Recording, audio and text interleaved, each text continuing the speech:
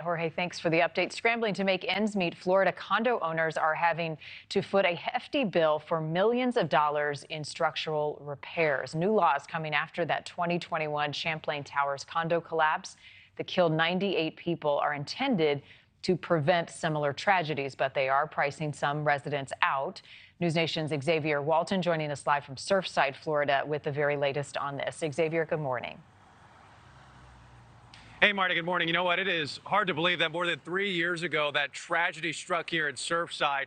And since then, Florida lawmakers, you know what? They've been trying to do what they can, whatever they can, really, to prevent another catastrophe from happening again. So that means new rules, that means new regulations.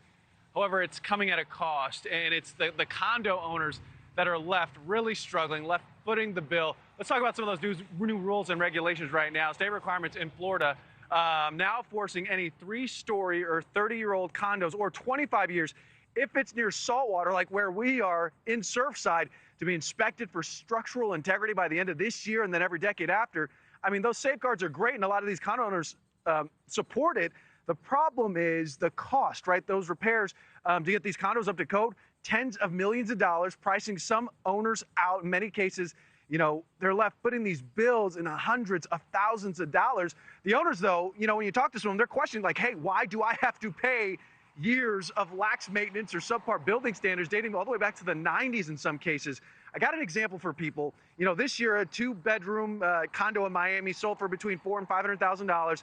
For that same condo, residents reportedly now having to pay more than $100,000 towards a special assessment fee for a wide range of building improvements. Got another example, this one here up in Daytona, a woman who owns a condo there saying she owes $100,000 for a special assessment fee to the condo association for concrete restoration, new windows, adding insult to injury. You know, the HOA fees went up. So while, yes, it's necessary to get these buildings for safety reasons, obviously, when you think about it, that last story I was sharing, Marni, this woman is retired. She's on a fixed income. She can't afford to pay $100,000 in these special assessment fees, yet she's being required to. That's why some of these folks, some of these residents are now seeking legal action or trying to sell their properties, but it's going to come at a loss. Right. I mean, $100,000, that's in many of these cases, based on the numbers you've shared, a third of the price of the unit itself. I mean, who can afford that? They're getting the short end of the stick. How are they reacting, and how long of a process legally might this take, Xavier?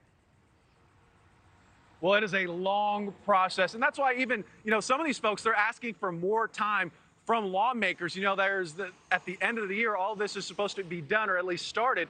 They're saying, hey, it's great. We support what you're trying to do. This is to the Florida lawmakers, but can you extend it so we can have more time to really figure this out? Hey, there are more than 900,000 condos units in Florida alone. So this is an isolated issue. There are a lot of people trying to scramble and figure this out, and a lot of them really are running out of ideas. Thank you for watching. Go to newsnationnow.com to find NewsNation on your television provider. And don't forget to click the red subscribe button below to get more of NewsNation's fact-driven, unbiased coverage.